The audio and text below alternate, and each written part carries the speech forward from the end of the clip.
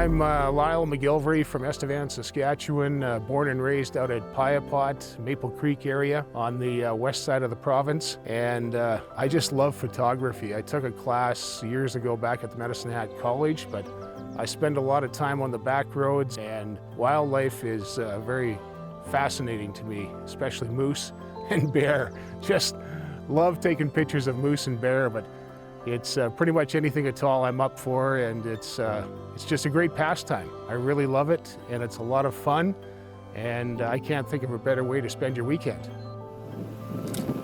I started photography at a pretty early age. I want to say probably 12, 13 years old, just messing around. After that, I took it more serious, and it just grew from there. And then I started framing some of my own stuff, and that led to where I am today, where I've got lots of canvas prints for sale and frame prints for sale, and I try to get out to trade shows as often as I can. It's been a pretty wonderful ride, but yeah, it's been going on for a while, and I've enjoyed every minute of it. Wildlife has always been a positive for me, but I really enjoy the old farmyards. I find those very relaxing, just to sit and think about the families that grew up there. These are farmyards that are vacant, and quite often they'll have a house or a barn or a corral, and all you have to do is sit there and think about the past and what the families were like that grew up there and spent time there. And you might see the swing over on the side of the house, you know, where the kids used to play. So that was one thing that I was really attracted to and still am today. The wildlife is a give me, and there's still, you know, lots of wildlife that I want to get that I haven't had a chance to shoot yet, but in due time I will. You know, when it comes to wildlife photography, I think the most exciting part, and possibly my favorite part, is the unknown, because it happens so fast. You roll up on a bear or a moose or whatever the case may be, you don't know they're there, and you don't know what the outcome is going to be until it's over. And I've learned over the years that if you don't scare them away right away, just shut everything down and invest some time, and you'd be pleasantly surprised as to what you get, because they get used to you and the trust factor kicks in, and it's just amazing. So some of the earliest memories I have in terms of going for wildlife cruises or photography drives with my family goes back to, I honestly don't even know how old I would have been. Very, very young, but I remember going out in the early morning with my dad and mom. We'd usually stop by McDonald's for a McMuffin and some juice. And then we would head out south of town, or I honestly can't remember. Some of the roads I recognize, and we would just go for drives, and that's how we would spend our early mornings. We'd be looking for wildlife. Sometimes we'd find deer and such, but it was just a great way to spend time with the family, but also outdoors, and really is just a memory that I remember. So wildlife photography and videography are very close, but also very different. And it's fun to be able to work with my dad, where he handles the photography side, and then I get to introduce a lot of the video components on my end of things. And it's the similarities is that we're always looking for a unique story to tell and capture in an experience. But I honestly think the photographers have it a lot harder, because they're capturing one unique moment, one snapshot to tell that whole story. But with the video side, it's really cool because I get to capture the whole experience, whether that animal, if it's in a tree and then it climbs down the tree, or, maybe we're looking at a moose in a field or by lake, and then all of a sudden it takes off running, and being able to capture that actual moving image in order to show people is really, a unique experience. And I feel like it's a great way to, show everybody exactly what it was that you saw. Every time you roll up on an animal, whether it's a bear or a moose or whatever the case may be, each experience can be a little bit different depending on their reaction. It's funny because it can be from one extreme to the other, and it's never what you really think it's going to be. You roll up on a bull moose, and sometimes they're known to take off and flee right away. And when they don't, it kind of surprises you, and you make that eye contact, and you think, oh boy, I'm going to get a nice picture of this guy. And the next one is gone. Like, all you see is his butt going through the trees, and with his big horns, he's just plowing a path. He doesn't look back, and you look beyond the trees, and he's still running. So that's a scenario there, but overall it's the unknown. Like I said, you don't know how they're going to react because each one is a bit different, but it's amazing how they can vary so far apart from being really calm and standing there and giving you a half an hour of photography, or you don't even have a chance to grab your camera and they're gone. Our most recent trip was out to Clear Lake, out there in Manitoba, and the reason why we went out is my dad really wanted to get some photographs of bears. He really likes taking pictures of moose and bear, and so we went out there, didn't really know what we were all in store for, but we ended up finding, I want to say it was over 30 bear on that trip, and it was really unique because almost every single time that we ran into a new bear or wildlife, it had such a unique story or element and component to it that, you know, everyone seemed to get better and better in its own way. So like one time there was a mama bear laying in the ditch, basically having a nap, passed out, and then eventually we started hearing the noise of like a crying baby bear cub, and we thought, oh, so there's bear cubs nearby. And then after looking around for a bit, we spotted a few of them up in the trees actually nearby, which at that point was kind of cool for us because I don't know about everybody else, but personally I knew bears climb trees, but I never saw a bear in a tree or saw baby bears in trees. But it's just was crazy to experience all these different bear in different moments and different experiences, and I think that's what it's really about for me when it comes to, you know, doing wildlife videography and doing these trips with my family, is experiencing these moments with that particular animal at that particular time and being able to show it to people through the medium that we do. I remember one of my early prints that I had blown up into an 8x10 framed in an 11x14 frame was a cow, moose, and a calf laying in the shade along a tree line on the outside of a slough. And I pulled up within about 40 yards of these guys, and I just sat there and watched them. And the sun was shining on the slough, so my intention and my hope was they would get up and walk out into the slough for a drink rather than to disappear into the trees. So I invested about an hour and 40 minutes just sitting there having my coffee and watching, and over the course of that time I gained their trust, and it happened exactly like I was hoping. They finally got up, they ate a little bit of twigs, and they stepped out into the sun, into this water, and they drank for about 5 minutes, and I've got photos of them where the water is dripping off their lips. It was so surreal because it was exactly what I was hoping would happen. But it took 2 hours for that to develop. But it was one of my first shots, and I could take you there today. I know exactly where it was.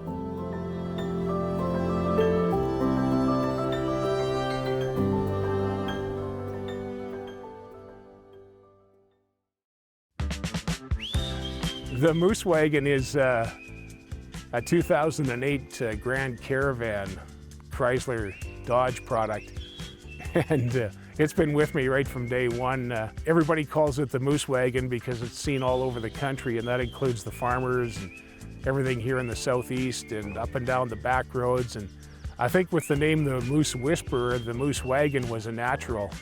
And now everybody just says, yeah, I saw you out cruising around in your Moose Wagon there. And it's old, it doesn't look like much, but it's trustworthy, and I think it's got something like 325,000 kilometers on it, but it goes a lot of places that other vehicles may not go if it isn't a truck, so we're like two peas in a pod. I think the name Moose Whisperer just came about from the amount of moose cruises that I go on, and telling my family and friends all the experiences that I've had over the years. And some of them have been really close, to the point where the moose are, you know, coming closer to me as I'm taking the pictures, because they're a very curious animal. And I think the sound of the camera just entices them to come a bit closer. So I think just with the stories that I tell and the amount of times that I go out for a moose cruise, I think that's where the Moose Whisperer name kind of came along. And that was both through family and friends that I just in conversation with. kind of got tagged with that. At least from my perspective, we started referring to him as the Moose Whisperer for the pure fact that, like he said, you know, he goes on a lot of drives, and so it was almost in a way that the moose are essentially almost a part of his friend group. You know, where like somebody might go and say, okay, I'm going to hang out with these people this weekend. It's like, nah, he's going out to hang out with the moose. And it was the pure fact also from that, the kind of the comedic standpoint from that, but also the standpoint that out of anybody I've ever met, he's definitely the person who can find a moose the most.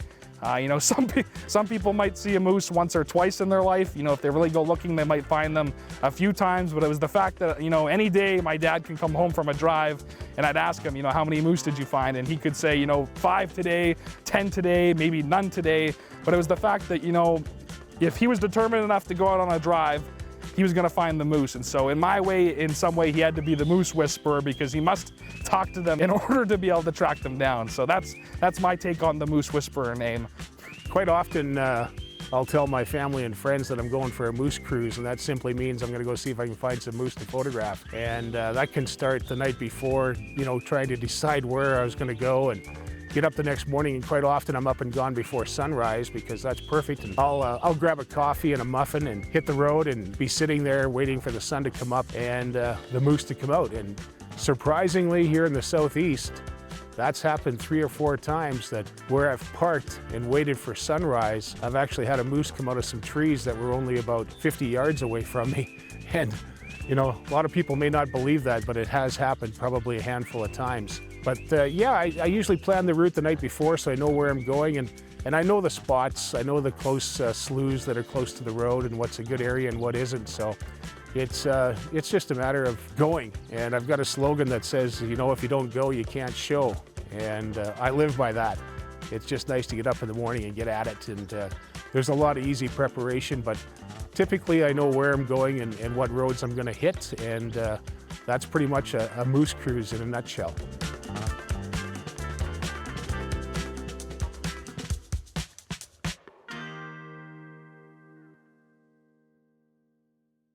Today we're out on yet another moose cruise here with the Moose Whisperer, and we're going to take everybody along for a little bit of a drive to showcase, you know, what it is that we exactly do when we're on the road. Oh man, it's going to be a great day. I was mentioning just a few moments ago, Curtis, that we're not up against the clock today, whether the sun goes down or having to be home for supper at a specific time. So we're in for a great day. Looking forward to it. We've got a lot of really good spots that we're going to check. Yes, yeah. And if we have a little bit of luck on our side today, we'll find ourselves some sort of wildlife. Yeah. Yeah. Not going to say a moose, eh? Yeah. That's too bad. But yeah, a moose would be nice, that's for sure. But I'm looking forward to it. I haven't been out in a few days, so this is going to be a good day. Like I said, we've got several good spots we're going to check it.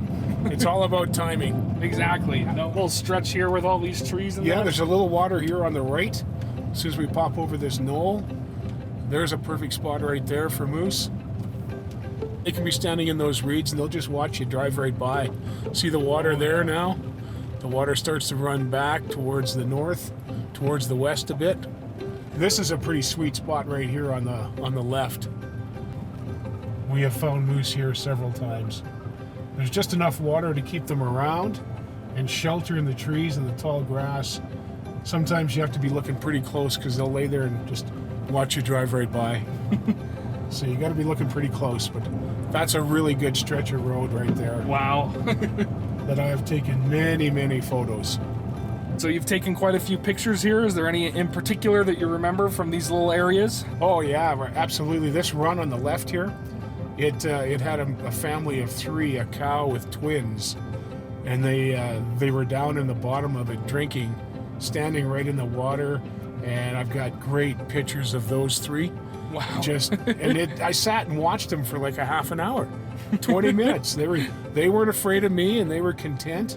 And I got some beautiful pictures of them. I think one of them is called Family Watering Hole. Oh yeah. And they're all down there. The young ones were keeping a closer eye on me than the mom. But yeah, they were right down in here on the left. It's a perfect spot for moose. And I've got lots of pictures, and right up here there's a little break between these 2 cluster of trees, and I've got pictures of a mum moose eating one of the tree branches And one of the pictures, she's standing beside the tree, and the next picture, she's pulling the branch down Oh, to eat it. But it happened right there. wow. Right along that line of trees. It was beautiful. There's another slough on your side here, Curtis, Oh, yeah. and it has produced some nice pictures of moose as well. Last year, I took pictures of a great big moose here. I tagged him as King, and he was a big moose. But I took several pictures of him right here in this slough, and he was big for a reason because he was really smart. And I never did get a really good headshot. No, just too It invasive. was basically him leaving. He was on the run. He was on the run, yeah. He was on the move. But he was a big moose. We got ourselves our first moose. Yeah, nice sized bull up here on the road. He's just looking at us. Yep. They do that. He's looking back, so there might be another one coming. Oh, really? He's Nice. looking back that way to our right. I don't want to push him because if I do, he might run. There he goes. Oh, he's not. Is he running or? Oh, yeah, he's going a pretty good that's all right. distance. That's all right. He might just go into that slough. He's not moving real fast, but he's a big No, boy. He is. He's a big boy. We're just going to ease up on him. I don't think he's going to run. He's looking No, back. He's looking he back. does keep looking back. Either something spooked him over there, but he stopped. Like he Yeah. stopped on the road. So I don't want to push him. No, Like I could get a decent picture from here, but you're not gonna. that's okay. No, there he's gonna go. Oh, now. yeah. He's gonna go. Wow. We'll see where he goes though. He may go up to those other trees. Yeah, he's There he goes. pretty tall in that. Oh, he's a big moose. Wow. Yeah, they do that. I don't know what it is about getting on top of the road. Is it a vision thing I or think so. I something think so. about that? Yeah. They just stop. It's amazing. Unfortunately, we're shooting right through the windshield. Yep, But we found a moose, man. we did. Finally. We got something. Something on tape, so can't complain. No. You know, sometimes when you're out taking these pictures and stuff like that, you run into quite the unique little individuals that aren't always moose. You know, Yeah. they can be other little things. Do you want to tell us a little bit about some, you know, the other little guys and critters that you found? Oh yeah, absolutely. A badger one time. I saw him on the road ahead of me, and I just thought, well, I'll never get close to him. He'll be in the ditch and gone in no time. So I just slowly kept working my way up, and as it turned out, he came towards me instead of taking off. So I kind of swung the van so I could shoot out the driver's side window, and I got some just fabulous pictures of him. He'd crouch down right on the edge of the road and look at me, and he wasn't worried at all. It was amazing. It was just amazing. I've never had a badger do that. So for whatever reason on that given day, with that particular badger, he was putting on a show, and it lasted probably 10 minutes, Wow. which is an eternity. It is. But the photos that I got are just crazy, and then there's photos of him where, you know, he was digging his hole just off the edge of the shoulder, and it didn't take him long to dig a hole when he decided to. But yeah, it was nuts. It was one of those experiences that you just kind of cherish, and you know, I wish I had more of these. Yeah. You know, and then another one was a raccoon. There's lots of raccoons in the area too. And this guy, he was running away from me when I saw him, but he turned around and looked back at me and just kind of sat up and looked right at me. So I got some really cool pictures of him too, you know, with the black eyes. Yeah. And had he not stopped and turned around, probably wouldn't have got any decent photos. But yeah, I think I tagged him with Rocky. Rocky. Rocky Raccoon, yeah. We're coming back to a moose that we just drove by. I wanted to have him on Curtis's side. He's laying down in behind some bushes here. And I'll roll the window down, Curtis. It looks like you're dry on your side. Yep, you should be good. Okay, he's tucked in right there. See those bushes right over there, Curtis? Right. Get ready. To your right. Get ready. He's right in there. Oh, yeah. See him? There's his head. Right there. That's the moose. We drove by him. Wow. Is he getting up? Nope. Good. Just sitting there looking at us. We're not going to push him. We'll keep our voices low. Great work on you part for catching that. No, that's good. He's tucked in there nice. He doesn't want to get out in the rain any more than we do. But we drove by him, turned around and came back, so he was on Curtis's side. Nice. The rain's coming from my side, so this is working out perfect. This is what I call a real moose experience when they don't take off, because you really don't know what's going to happen. Because he could get up, Curtis, Yeah. and walk across that open area. Yep. Because we haven't. Look at him. Look at that, eh? Could care less about us, in all honesty. And he's not even in the trees. You Nope. know? Like, there's beautiful trees here. He could have been tucked away in there, and he wasn't. Nope. I love this. This is what Yeah. people need to experience. True. Yeah. You know, it's amazing. If people just took their time and stopped and watched an animal, doesn't matter what it is, it's quite the feeling. Yep.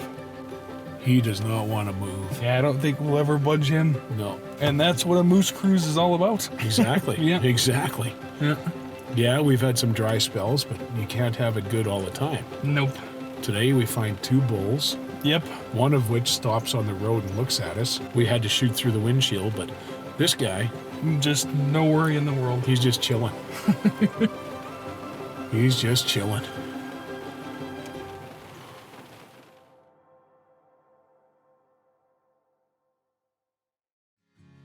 You know, the funny thing about photography is that a lot of people think it's about making money, and it's not so much about making money, it's more about creating a conversation piece. And what I mean by that is, you know, if you've got one of my photographs or canvas prints hanging in your living room and somebody comes for a visit and you sit down to have your visit and they ask you, you know, where did you get that canvas print on the wall? To me, that's the payoff right there. Is people are taking time to talk about something you've produced and captured. But at the end of the day, when somebody asks that question, when they're in somebody's home, you know, where did you get that canvas print or that framed photo? Boy, that's nice. That second right there is the payoff for me. And I've had it happen. I've had it happen at trade shows. I've had it happen where people have called me and had that conversation in their living room. And that's the real payoff for me. So I guess the main thing for me that I want to share this with others is I know that, you know, this might be something that a lot of people don't do during their everyday life. You know, maybe everybody's got their own systems, their own, you know, rituals and that. And, you know, it's one thing to see it with your own eyes and be able to talk about it with the people who are there, but it's the photographs and the video that allow us to take those experiences and share them with other people and show them so that people who are sitting maybe at home or, you know, relatives that live in different provinces can, you know, experience these moments and these stories that we capture.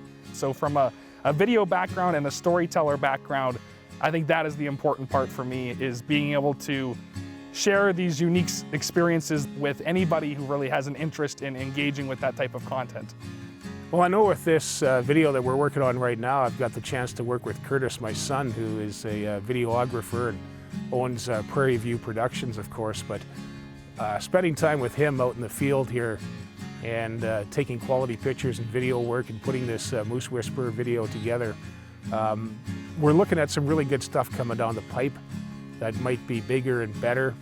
And Curtis is going to reveal details on that as we go forward, but it's going to be a lot of fun, and the two of us enjoy it a lot.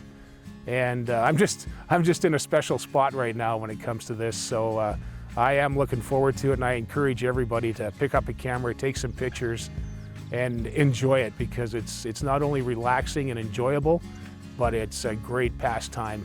It gets you out of the house and away from everything else. This video is kind of a nice introduction into the Moose Whisperers, and this is something that we've been doing for years now at this point, and I'm really looking forward to the future because I've got a lot of big plans made around this idea that I'm just getting the dots connected and everything, so that hopefully soon we can turn it into something that's a lot bigger. And I know for a fact that we're going to get social media pages up on the go and possibly a YouTube channel dedicated just for the Moose Whisperer, so that we can start sharing these experiences with people beyond just our close friends. And if, you know, fingers crossed, if all goes well, there should be something big Moose Whisperer related on the horizon that I'm extremely excited about, both from a family standpoint, but also as a filmmaker.